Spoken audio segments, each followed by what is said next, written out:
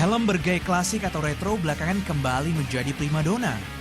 Tren ini kembali marak seiring bertambahnya penggemar motor klasik di Indonesia. Tak sekadar menjadi pelindung kepala, helm juga menjadi bagian dari fashion pengendara.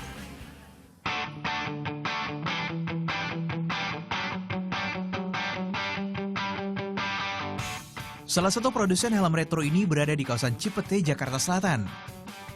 Memadukan gaya modern, semua desainnya mengadopsi tren Amerika dan Eropa di tahun 1940 hingga 1970-an. Kebetulan gue senang main motor cross juga kan, udah lama ya. Lebih ke off-road sih sebenarnya, enduro off-road gitu.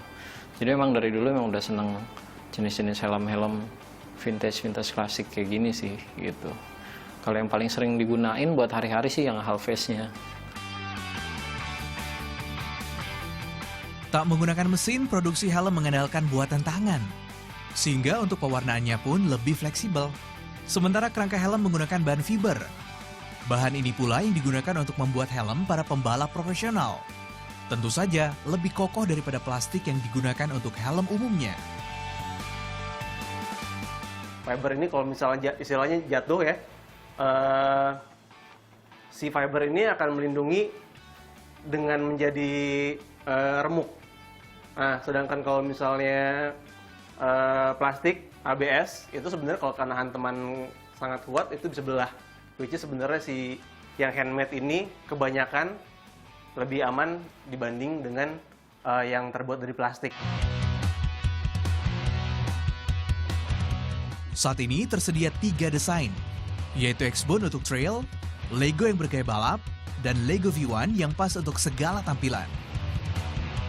Meski beragam model, tapi tetap tak menghilangkan ciri khas helm vintage yang berbatok bulat. Semua helm ini dipatok hingga Rp1.800.000. Ya, konsep retro memang berkembang cukup pesat beberapa tahun terakhir, termasuk di dunia otomotif. Desain klasik ini dianggap menampilkan karakter sentimental yang membangkitkan nostalgia kenangan lama. Sebagian orang juga memburu helm-helm klasik yang berusia tua. Salah satunya Raihan Ahmad Ramdhani. Berawal dari kecintaannya pada motor klasik, sejak 2 tahun lalu ia pun mulai memburu helm-helm tua. Sudah ada 26 helm yang menjadi koleksinya. Ia mendapatkannya dari Thailand, Jepang, Inggris, hingga Amerika. Semua wujud helmnya masih terjaga, layak guna, dan pastinya langka.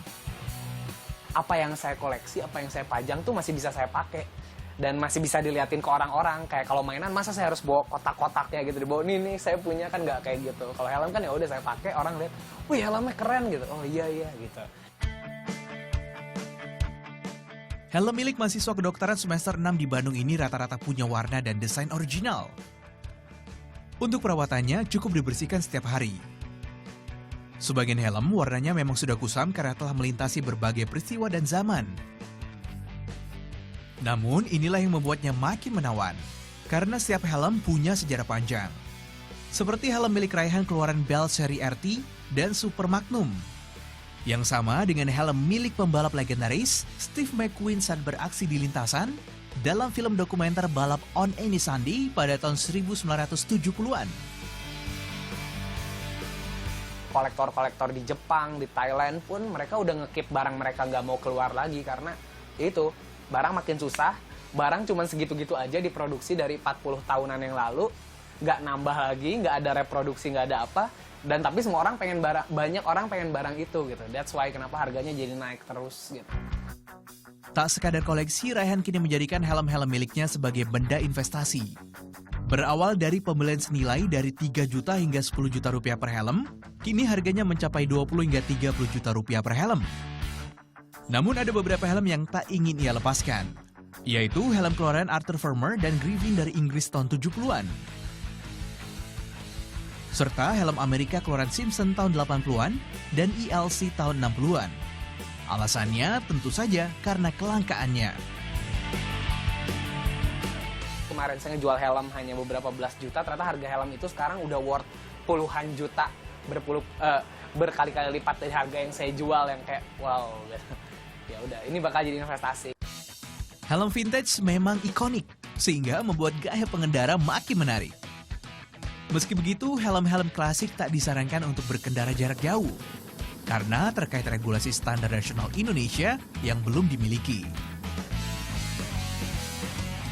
Farhan Halid, Aji Dwi Pramono melaporkan untuk NET.